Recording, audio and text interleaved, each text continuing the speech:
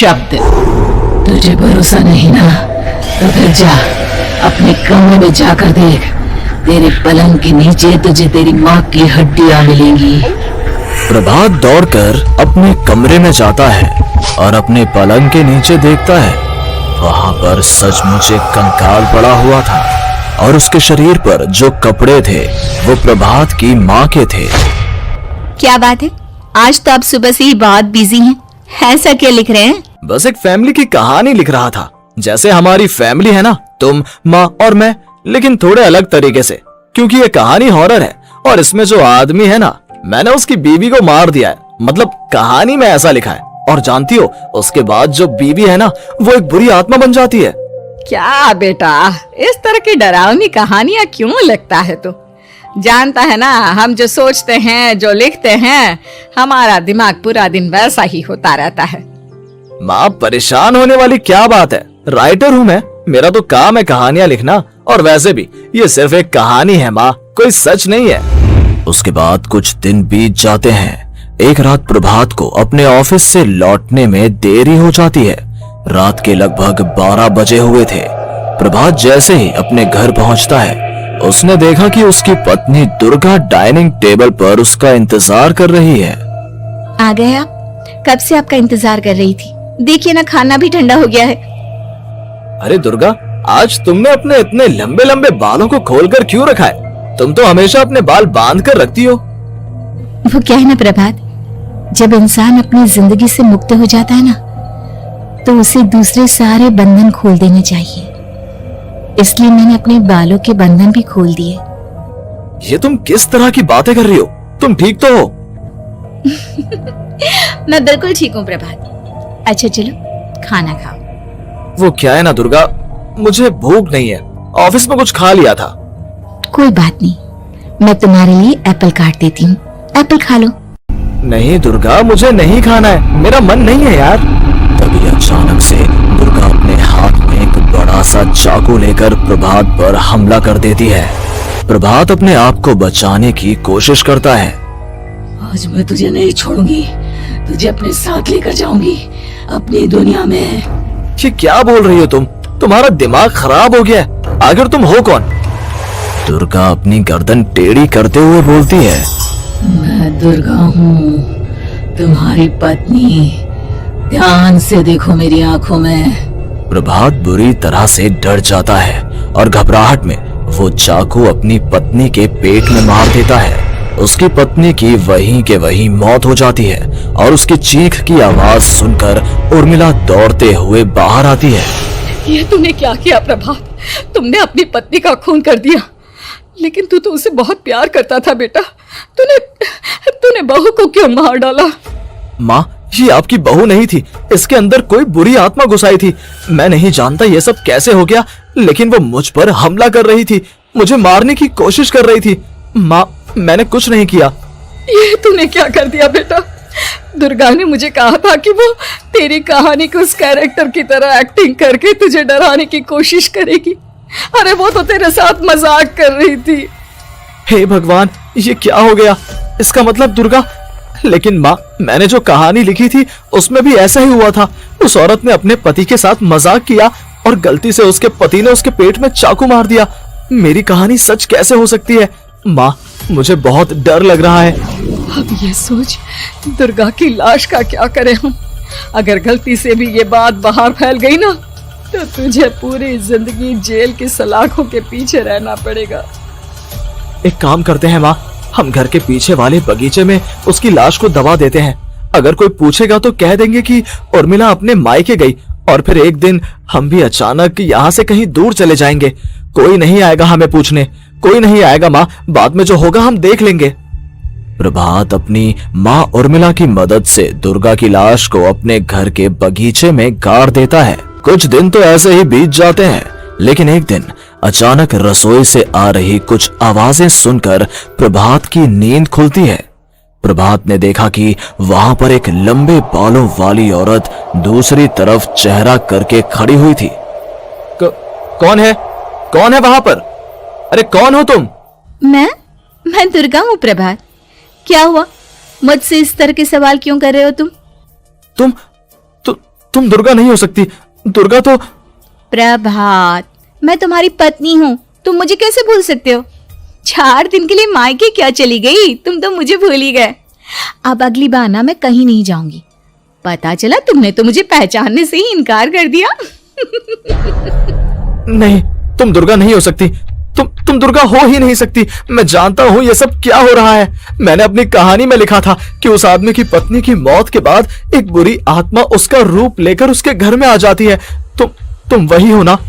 और अचानक से खूबसूरत दुर्गा का चेहरा काला पड़ जाता है। उसकी आंखें लाल हो जाती हैं और पूरे शरीर पर बाल, लंबे नुकीले नाखून, उसके दोनों पैर उल्टे हो जाते हैं और बेहद डरावनी आवाज में वो चिल्लाकर कहती है, बुरी आत्मा, मेरा खून करके मुझे अपने ही घर में गाड़ कर तू मुझे बुरी आत्मा कह रहा है? मैं तुझे छोड़ूंगी नहीं। और अचानक से प्रभात के घर में बेहद डरावनी आवाजें गूंजने लगती हैं। घर में चारों तरफ बहुत सारी बुरी आत्माएं नजर आने लगती हैं। प्रभात घबरा कर अपनी माँ को आवाज देता है, माँ कहाँ है आप? जल्दी आइए माँ, देखिए ना ये सब क्या हो रहा है।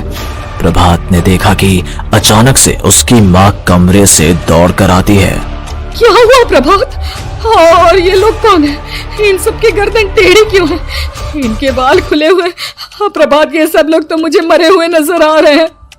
हाँ माँ, ये सब लोग मरे हुए ही हैं और ये ठीक वैसा ही हो रहा है जैसा मेरी कहानी में हुआ था। लेकिन मेरी कहानी के हिसाब से तो आप भी। अचानक से उर्मिला का रूप बदल जाता है। वो भी एक डरावने साए की तरह बन जाती है और बेहद डरावनी आवाज में चिल्ला चिल्ला कर कहती है, मर गई तेरी माँ। जानता है, कल रात जब तू सो रहा था ना, तो मैंने उसके शरीर का सारा खून पी लिया। अब बस हड्डियां बची है उसके शरीर में। नहीं, ऐसा नहीं हो सकता। ऐसा बिल्कुल नहीं हो सकता। मेरी माँ नहीं मर सकती। तुझे भरोसा नहीं ना? तो फिर जा, अपने कमरे में जाकर देख। तेरे पलंग के नीचे तुझे तेरी माँ की हड्डियां मिलेंगी। प्रभात दौड़कर अपने कमरे में जाता है और अपने पलंग के नीचे देखता है। वहां पर सचमुच एक कंकाल पड़ा हुआ था और उसके शरीर पर जो कपड़े थे वो प्रभात की माँ के थे। माँ, अब मुझे कुछ करना पड़ेगा। लेकिन मेरी कहानी में लिखा था कि माँ की मौत मेरे हाथों से होगी, पर माँ तो पहले ही मर चुकी है और वो बुरी आत्मा मुझे भी मार देगी। नहीं नहीं, इससे पहले कि वो मुझे कुछ करे, मुझे उसका काम खत्म करना होगा। प्रभात अपने हाथ में बड़ा सा चाकू लेकर उस बुरी आत्मा पर हमला कर देता है जिसने प्रभात की माँ का रूप लिया हुआ था, और अगले ही पल वो नीचे गिर जाती है और उसके शरीर से खून बहने लगता है। ऐसा नहीं हो सकता। एक बुरी आत्मा के शरीर में तो खून होता ही नहीं है। तो क्या सच में मैंने अपनी माँ को मार दिया? लेकिन अभी कुछ देर पहले तो फिर वो कंकाल किसका है? और ये कौन है? मैं पागल हो जाऊंगा। और अपनी माँ की लाश, इसका मैं क्या करूं? लोग पूछेंगे तो मैं क्या जवाब दूंगा? तभी वहां पर दुर्गा का रूप लेकर जो आत्मा थी उसने प्रभात से कहा, गाड़ दे अपनी माँ को ले जाकर उसी जगह जहाँ तूने मेरा खून करके मुझे गाड़ दिया था। जा, चला जा। घबराया हुआ प्रभात पागलों की तरह अपनी माँ की लाश को लेकर बगीचे में गाड़ देता है। प्रभात की हालत पागलों जैसी हो जाती है। वो अपने आप को अपने घर में बंद कर लेता है। कहानी के हिसाब से तो आगे ये हुआ था कि कहानी लिखने वाले ने उन बुरी आत्माओं से डरकर आत्महत्या कर ली थी। तो क्या मैं भी मर जाऊंगा? क्या मैं भी आत्महत्या कर लूंगा? एक काम करता हूँ, मैं अपनी कहानी का अंत बदल देता हूँ। हाँ, ये मैंने पहले क्यों नहीं सोचा। मैं लिख दूंगा कि कहानी को लिखने वाला आत्महत्या नहीं करता, बल्कि कहीं दूर जाकर नए सिरे से अपनी जिंदगी शुरू करता है। यही सोचकर प्रभात ने अपनी लिखी हुई कहानी को बाहर निकाला और उसे पढ़ना शुरू किया। ये देखकर वो हैरान रह गया कि कहानी का क्लाइमैक्स तो किसी ने पहले ही बदल दिया था। ये क्या? इसमें तो लिखा हुआ है कि आखिर में उस लेखक की पत्नी और माँ दोनों बगीचे में जिंदा दफन थे। बुरी आत्माओं ने उनको कैद करके रखा था और वो लेखक अपनी माँ और पत्नी दोनों को जिंदा बाहर निकाल लेता है। लेकिन लेकिन ये सब लिख किसने दिया? प्रभात दौड़कर बगीचे में जाता है और वहां पर खुदाई करना शुरू कर देता है। प्रभात देखता है कि वहां पर लकड़ी के 2 बड़े संदूक हैं और उनके अंदर से आवाजें आ रही हैं।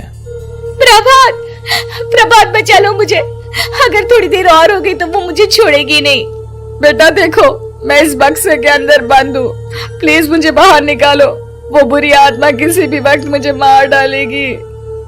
प्रभात वो दोनों बक्से बाहर निकालता है और अपनी पत्नी और माँ दोनों को आजाद करवा लेता है।